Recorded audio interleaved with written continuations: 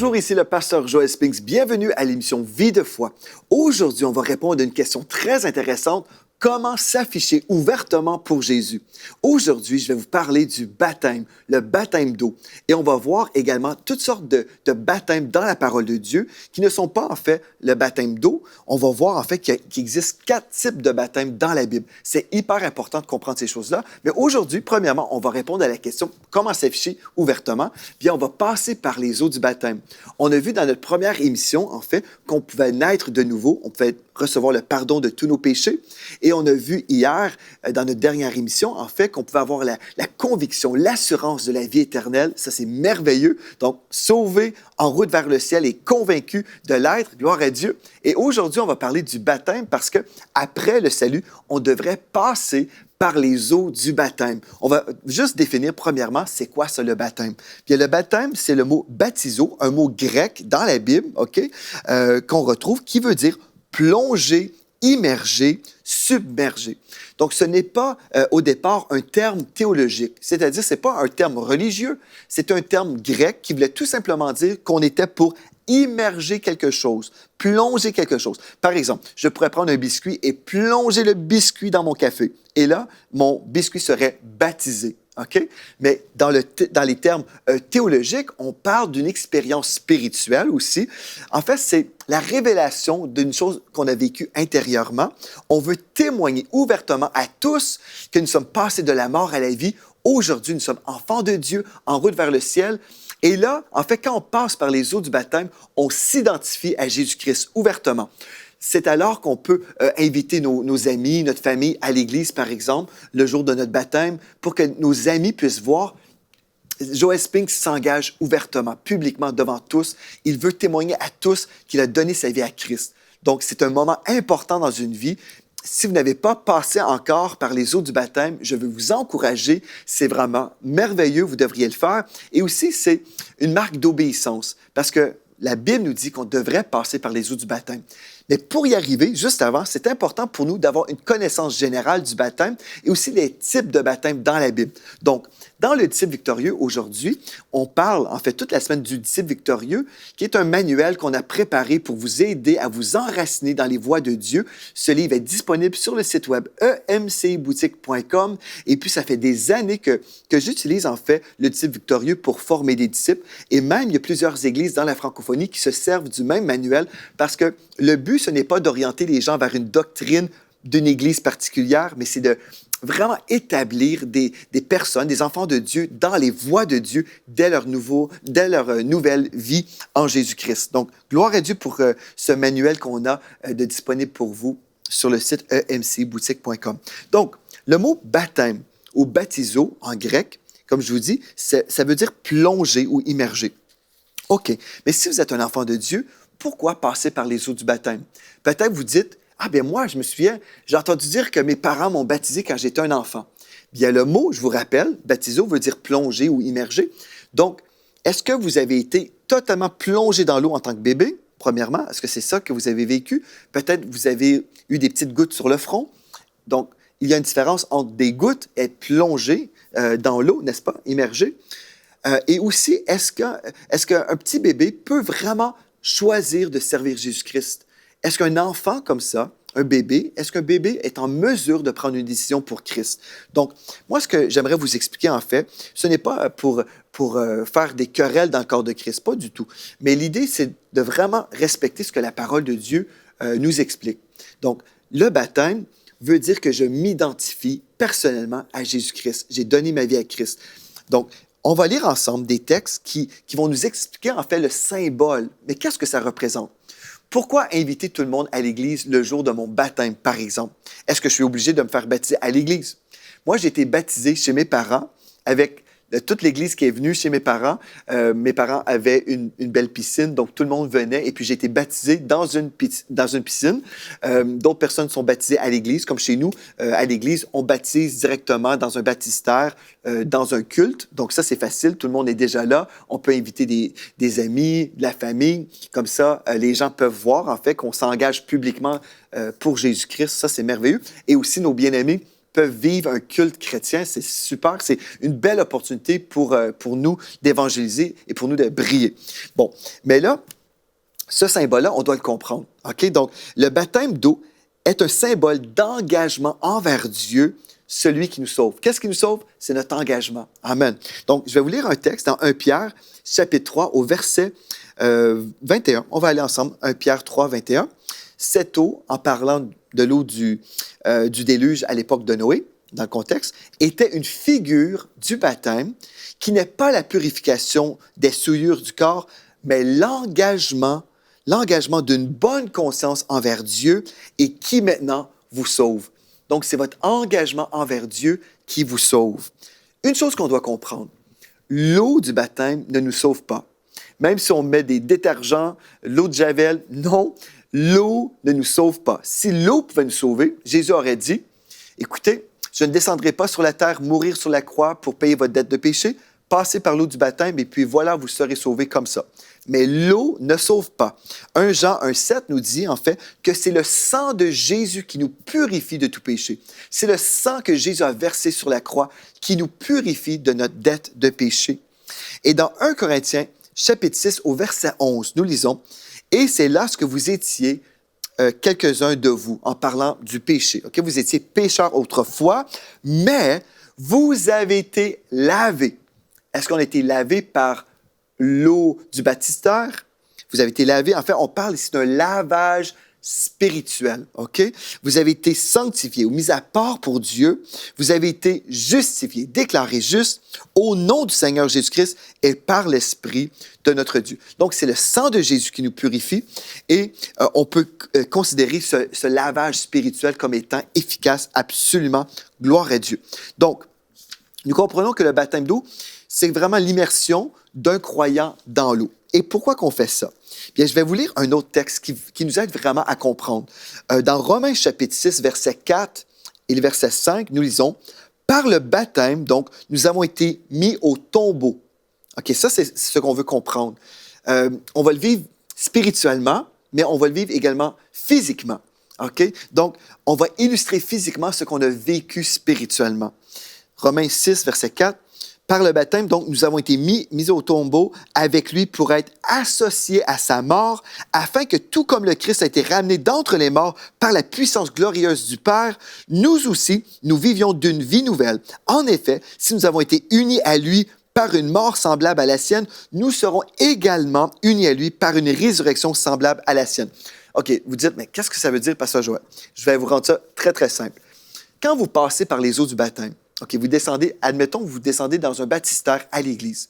Vous entrez dans les eaux et puis il va y avoir un pasteur qui va être là pour vous accompagner, un ou deux pasteurs. Moi, ce que je dis typiquement aux gens quand je fais un baptême, je demande, par exemple, à tout le monde, je dis, mettez une main sur votre poitrine et l'autre main sur votre nez. OK, comme ça. Pourquoi? C'est rien de scientifique. C'est parce que, premièrement, moi, je vais devoir appuyer ma main sur la personne pour l'emmener dans l'eau. OK? Et pour éviter un bouillon, pour que l'eau ne rentre pas dans nos narines, ça serait désagréable, je fais tout simplement, je donne ce conseil-là tout simplement. Mettez une main ici et l'autre main comme ça. Et là, on vous plonge dans l'eau et là, la personne va sortir de l'eau, évidemment. Moi, je demande toujours, mettez une main ici parce que je ne veux pas mettre ma main sur la poitrine d'une dame. Donc, tout le monde, hommes et femmes, mettez votre main là. Et puis moi, je mets ma main sur la main de la personne et puis le candidat au baptême va simplement se pincer le nez. Et là, la personne va descendre dans l'eau. Spirituellement, qu'est-ce que ça veut dire? Quelle est l'illustration ou le symbole? On illustre à ce moment-là que ma vieille vie de péché, le Joel Spinks pécheur, il est dans la tombe. Il est mort. Et quand je sors de l'eau, je m'identifie à la puissance de la résurrection de Jésus-Christ et je commence une nouvelle vie en Christ. Donc, le vieux Joel Spinks pécheur est mort et le nouveau Joel Spinks en Christ est ressuscité et je veux vivre une vie nouvelle. Je viens d'illustrer que j'ai vécu un lavage spirituel. Alléluia! Et je suis prêt à vivre une vie nouvelle en Christ. Je m'identifie à l'œuvre de la croix, la mort et la résurrection de Christ pour vivre la vie du ressuscité aujourd'hui. Ce n'est plus moi qui vis, c'est Christ qui vit en moi. Amen. Bon, vous dites, mais est-ce que c'est nécessaire de faire ça? Bien, c'est dans la Bible. Amen. Même Matthieu 28, 18 et 19 nous dit, bon, on va aller partout le monde faire des disciples. Amen. Mais aussi, enseignez-leur et baptisez-les au nom du Père, du Fils et du Saint-Esprit. Ah, là, c'est une question. Est-ce que c'est important la formule lors du baptême? Est-ce que c'est important? Bien, dans le corps de Christ, vous savez, des fois, il y a des querelles inutiles. Bien, on va respecter tout le monde, peu importe la formule. Bien, moi, ce que j'ai voulu faire, c'est vraiment m'assurer que tout le monde puisse être baptisé selon la parole de Dieu. Amen, parce que mon cœur, c'est toujours d'être biblique. Je vais vous lire un texte, en fait, Matthieu 28, verset 19, que je vous ai déjà cité. « Allez, faites de toutes les nations des disciples, les baptisant au nom du Père, du Fils et du Saint-Esprit. » Maintenant, on doit voir que dans la parole de Dieu, il y a d'autres expressions bibliques qui concernent le baptême. Okay, dans Actes 2, 38, on voit en fait que les gens étaient baptisés au nom de Jésus-Christ. Dans Actes 8, 16, les baptêmes pouvaient se faire aussi au nom du Seigneur Jésus. Dans Actes 10, 48, au nom du Seigneur tout simplement. Actes 19, 5, au nom du Seigneur Jésus. Et dans 1 Corinthiens 1, 13, ici l'apôtre Paul a posé la question, Christ est-il divisé? Paul a-t-il été crucifié pour vous? Ou est-ce au nom de Paul que vous avez été baptisés? En fait, ce qu'on doit comprendre, c'est que c'est au nom de notre Dieu que nous sommes baptisés. Nous ne sommes pas baptisés au nom d'un mouvement, d'une église, d'une religion. Nous sommes baptisés dans le nom de notre Dieu. Bon, ça, c'est important de savoir ça. Mais là, il y a eu des querelles des fois dans le corps de Christ, où les gens ont dit, bien nous, on ne reconnaît pas le Père comme étant En fait, je vais vous expliquer comme ça. Il y a des gens qui sont dans le modalisme, qui croient en fait que Dieu n'est pas un Dieu en trois personnes, comme on va voir demain. On va parler de ces choses-là demain, on va définir qui est Dieu. Mais au départ, il y a des gens qui croient que Dieu s'est manifesté en trois formes. Donc, le Père était au ciel et éventuellement, le Père est devenu Jésus sur la terre. Et quand Jésus est monté, bien, finalement, c'est le Saint-Esprit aujourd'hui. Donc, puisqu'on ne croit pas, par exemple, dans la Trinité, un Dieu en trois personnes, on a une théologie, par exemple, modaliste. Donc, on veut que les gens soient baptisés au nom de Jésus. D'autres personnes vont dire non, c'est simplement au nom du Père, du Fils et du Saint-Esprit. Et puis, il y a des querelles. Il y a des querelles parce qu'on a une compréhension différente. Est-ce que Dieu aime les querelles? Non. Quand vous allez rentrer au ciel, vous verrez, il n'y a personne au ciel qui est en querelle. Dieu aime la paix, la joie, l'amour. Bon, OK. Mais là, on voit dans la parole de Dieu qu'il y a certainement des expressions différentes. Mais qu'est-ce qui compte dans tout ça? Bien, moi, ce que j'ai décidé à l'Église, la Bible nous dit, vous allez baptiser au nom du Père, du Fils et du Saint-Esprit. Bien, qui est le Père? Nous savons le Père céleste, OK? On s'entend tous. Le Père, Yahweh, Hallelujah. Le Fils, qui est le Fils? Jésus, Amen. Et le Saint-Esprit, gloire à Dieu. Pour moi, depuis des années, j'ai dit, pour être sûr et certain qu'il n'y a personne qui est tourmenté après coup en rencontrant un chrétien qui a une conviction que le nom de Jésus doit vraiment être prononcé, j'ai modifié un peu, j'ai inclus toutes les formules possibles. J'ai dit, on va baptiser au nom du Père, du Fils Jésus et du Saint-Esprit. Alléluia, on a tout dit et puis tout le monde devrait être heureux. Bon, depuis des années, on baptise comme ça au nom du Père, du Fils Jésus et du Saint-Esprit. Et voilà. Certains vont dire, c'est trop compliqué. Faites comme vous voulez. L'idée, en fait, c'est de s'identifier à Jésus-Christ. Moi, je pense qu'on passe à côté des bénédictions de Dieu parce que des fois, on s'enfarge dans les fleurs du tapis, comme on dit au Québec. Donc, on trébuche en regardant les fleurs du tapis. Bien, non, ce n'est pas ce que Dieu veut pour nous. Dieu veut qu'on s'identifie à Jésus-Christ, le Sauveur. Amen? Donc, moi, je baptise au nom du Père, du Fils Jésus et du Saint-Esprit. Voilà, j'ai tout dit et je crois que Dieu est honoré dans tout ça. OK. Donc, on parle de l'expression, comme je vous ai déjà dit, c'est l'expression qu'on a choisie. OK, mais là, on va lire la Bible. Vous allez commencer à lire la Bible si vous êtes un enfant de Dieu, si c'est récent pour vous d'avoir donné votre vie au Seigneur Jésus-Christ. Et là, vous allez voir dans la parole de Dieu qu'il y a toutes sortes de baptêmes dans la Bible. Si on s'imagine que tous les baptêmes sont toujours, ou se réfèrent toujours au baptême d'eau, on risque d'être mélangé. On risque même de formuler une théologie un peu bizarre. C'est pour ça qu'on a des fois de la confusion dans le corps de Christ. Aujourd'hui, on va retourner ensemble. On a compris, le baptême d'eau est important. C'est vraiment notre témoignage, notre identification à Christ. Alléluia. Mais là, on veut comprendre aussi qu'il y avait d'autres baptêmes dans la Bible. Entre autres, le premier baptême, ou le deuxième qu'on va voir ensemble, c'est le baptême de repentance qui existait à l'époque de Jean-Baptiste. Donc, l'agent, c'était Jean-Baptiste qui baptisait dans l'élément qu'on va dire l'eau. Okay? Donc, l'eau était l'élément du baptême. C'était un baptême d'eau aussi à l'époque, mais c'était pour les personnes qui voulaient s'identifier à la repentance. Ces gens-là voulaient se détourner du mal, croyant que le Messie était sur le point d'arriver. Les gens avaient entendu le message de la repentance que Jean-Baptiste prêchait. Repentez-vous, repentez-vous.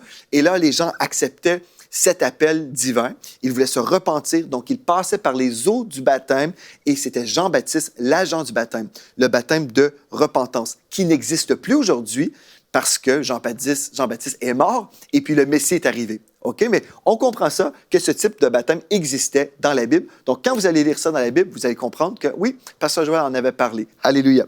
Deuxième type de baptême qu'on veut voir, c'est le baptême, attendez bien, écoutez bien, le baptême de la régénération. Régénération. Mais qu'est-ce que ça veut dire, ça? Être régénéré. Bien, en fait, on va parler d'une recréation. Une recréation de votre esprit. OK, suivez-moi. On va y aller doucement. Ça, c'est pas compliqué, mais vous allez comprendre. OK, donc l'agent, cette fois-ci, ce n'est pas Jean-Baptiste, c'est le Saint-Esprit. Le Saint-Esprit va vous baptiser dès que vous devenez un enfant de Dieu, dès que votre esprit est recréé, comme on a vu déjà dans l'émission précédente où vous devenez un enfant de Dieu, bien là, vous allez passer de la mort à la vie. Et quand la vie de Dieu vient, bien l'Esprit de Dieu, OK, vient en vous, et là, vous allez être plongé par le Saint-Esprit en Christ pour faire partie du corps de Christ. Vous savez, vous allez entendre des chrétiens dire « Ah, on fait partie du corps de Christ ».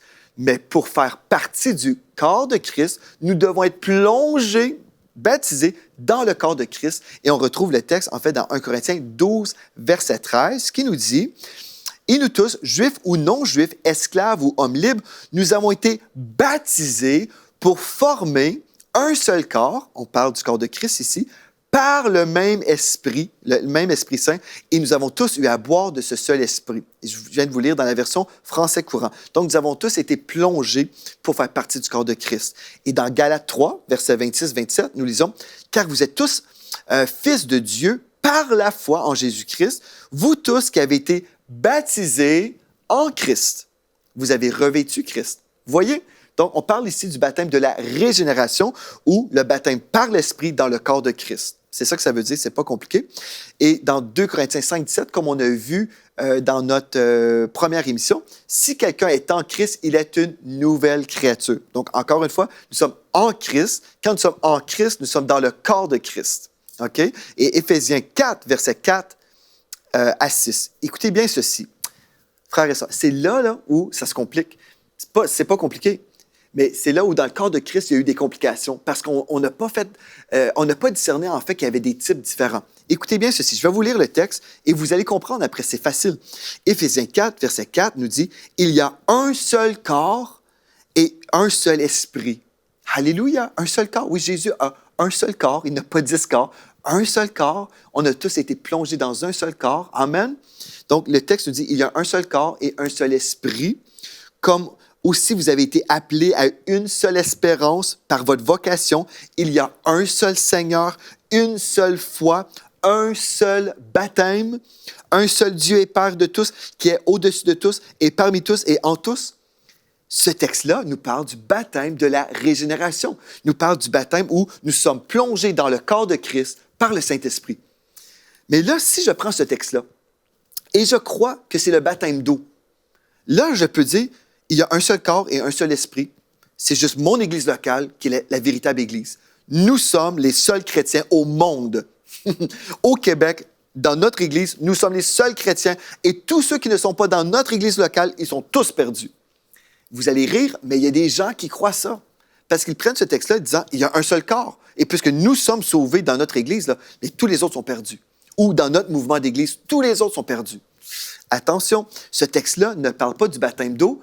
On va le relire. Il y a un seul corps et un seul esprit, comme aussi vous avez été appelés à une seule espérance, pas une seule église, là, une seule assemblée, mais une seule espérance par votre vocation. Il y a un seul Seigneur, une seule foi en Jésus-Christ, un seul baptême. Oui, c'est le baptême, en fait, de la régénération. Baptisé en Christ, on ne peut pas être baptisé en Jésus-Christ et baptisé en Krishna, Mohamed ou ce que vous voulez.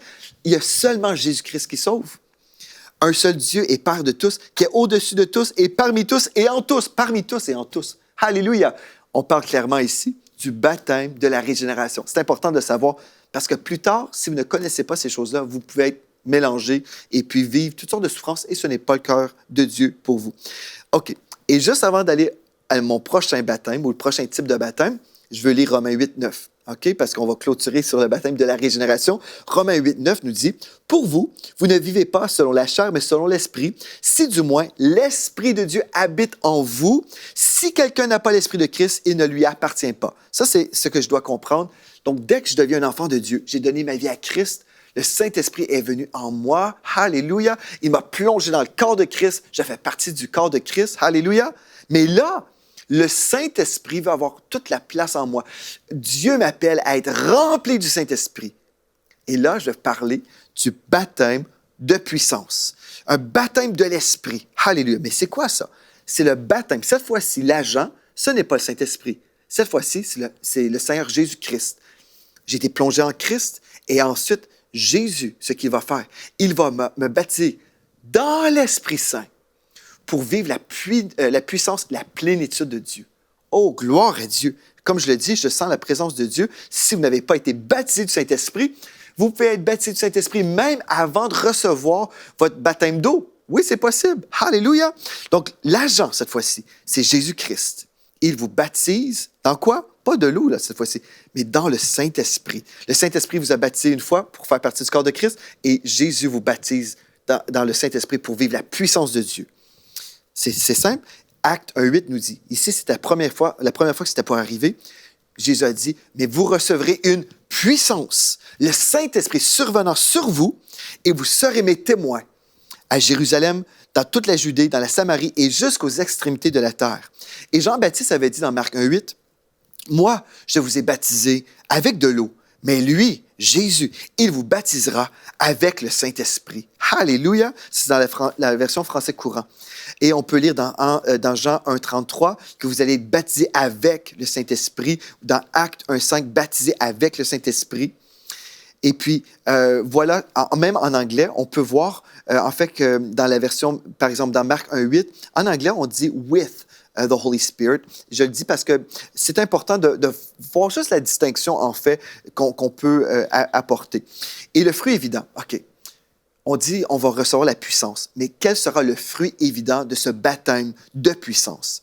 Bien, Acte 2, verset 4 nous dit « Ils furent tous remplis du Saint-Esprit et ils se mirent à parler en d'autres langues selon que l'Esprit leur donnait de s'exprimer. » Donc, quand Jésus me plonge dans le Saint-Esprit, je reçois un langage surnaturel où je peux prier des mystères. Bon, dans le corps de Christ, il y a aussi de la confusion parce que plusieurs chrétiens ne font pas la part des choses. Ils ne discernent pas entre le baptême du Saint-Esprit ou les langues qu'on reçoit lors du baptême de l'Esprit et le don des langues. Le don des langues va s'exercer dans une église locale. Si quelqu'un se lève dans une église locale et se met à parler en d'autres langues, un langage qu'on ne comprend pas, mais qui est poussé par le Saint-Esprit, il devrait y avoir forcément une interprétation parce que c'est un message livré dans un contexte public. Ceci dit, dans ma vie de prière à la maison, à l'église, peu importe, quand je prie, j'ai un langage spirituel qu'on appelle le baptême de l'Esprit. OK? Et puis, dans 1 Corinthiens 14, verset 2, nous lisons, « En effet, celui qui parle en langue ne parle pas aux hommes. » Des fois, on pense que le don des langues, oui, qui parle aux hommes, c'est l'unique don, mais remarquez bien, celui qui parle en langue ne parle pas aux hommes, mais à Dieu. Mais qu'est-ce qu'on fait quand on parle à Dieu? On prie. C'est une prière, car personne ne le comprend, et c'est en esprit qu'il dit des mystères. 1 Corinthiens 14, 14 nous dit, « Si je prie en langue, mon esprit est en prière, mais mon intelligence demeure stérile. » Ça veut dire que mon intellect ne comprend pas ce que je dis. Que faire donc? Je prierai par l'esprit, mais je prierai aussi avec l'intelligence. Je chanterai par l'esprit, je vais chanter en langue, selon le langage spirituel que j'ai reçu, mais je chanterai aussi avec l'intelligence. Alléluia! Et là, on sait que dans Romains 8, versets 26, 27, 28, en fait, la Bible nous dit que si nous apprenons à prier en d'autres langues dirigées par le Saint-Esprit, toutes choses vont concourir à notre bien. Nous allons prier des mystères. En fait, ce que le diable veut faire contre nous. Lorsque nous prions en langue, bien là, nous sommes en train de prier le cœur de Dieu pour notre situation ou pour la situation de notre prochain. En fait, c'est l'Esprit de Christ qui prie à travers notre vie pour changer le cours de l'histoire. Amen. Donc, c'est tellement puissant. Et le diable veut tellement pas qu'on vive ce baptême-là parce qu'il veut qu'on soit limité par notre intellect. Mais si je ne sais pas comment prier, le Saint-Esprit, lui, sait toujours comment prier. J'ai entendu des témoignages récemment d'un homme qui arrive sur la scène d'un accident tragique, un accident de route. Il arrive sur la scène, il voit une jeune femme couchée sur l'asphalte, et puis il apprend, et puis il se met à prier en d'autres langues parce qu'il ne savait pas comment prier. Elle était inconsciente, il prie pour elle. Et là, bien, les ambulanciers arrivent, et puis lui, il quitte, il rentre chez lui. 1 an plus tard, son épouse et lui visitent une nouvelle personne qui arrive à l'église, et puis cette femme est là, et puis elle lui raconte, elle lui dit, « J'étais sur le point de la mort, et puis Dieu m'a relevé, et puis voilà, je suis à l'église aujourd'hui. » Elle ignorait en fait que c'était cet homme qui avait prié en esprit, ne comprenant pas comment prier, mais il priait le cœur de Dieu pour cette femme-là. Dieu voulait sauver cette femme, il voulait qu'elle fréquente l'église, et puis voilà, cette femme-là a pu devenir un enfant de Dieu parce que ce frère a prié en langue pour cette personne, ne sachant pas trop comment prier. C'est tellement puissant, c'est tellement glorieux. Donc, vous voulez passer par, oui, les eaux du baptême, vous identifier, vous afficher publiquement, mais vous voulez aussi expérimenter le baptême de la régénération. Si vous n'êtes pas sauvé, absolument donner votre vie à Jésus-Christ, mais aussi vous voulez recevoir la plénitude du Saint-Esprit pour vivre une vie chrétienne absolument glorieuse, où vous allez prier des mystères, où vous allez même vous perdre dans la présence de Dieu. J'aimerais prier pour vous maintenant. Vous n'avez pas été baptisé du Saint-Esprit, je vais prier pour vous. J'aimerais ça vous inviter à ouvrir votre cœur, comme il est écrit dans la parole de Dieu. Ils se mirent à parler en d'autres langues. Donc, c'est vous. Vous devez ouvrir votre bouche pour laisser sortir les voyelles qui sont là, les sons qui sont là, comme un langage juste dans le naturel. Un petit bébé va commencer à dire « papa, papa, maman, maman, maman », et finalement, le vocabulaire va se développer. C'est la même chose lorsqu'on reçoit le baptême de l'Esprit. On commence avec quelques syllabes et après, on voit que notre vocabulaire s'intensifie, s'élargit et puis finalement, on peut passer des heures et des heures à prier en langue. Et c'est tellement glorieux. On vit un rafraîchissement spirituel. Et en terminant, juste, je veux vous dire, si vous voulez décortiquer le sujet du baptême de l'Esprit, j'ai fait un enseignement que vous pouvez retrouver sur le site web emctv.com qui s'appelle « Le puissant baptême de l'Esprit ».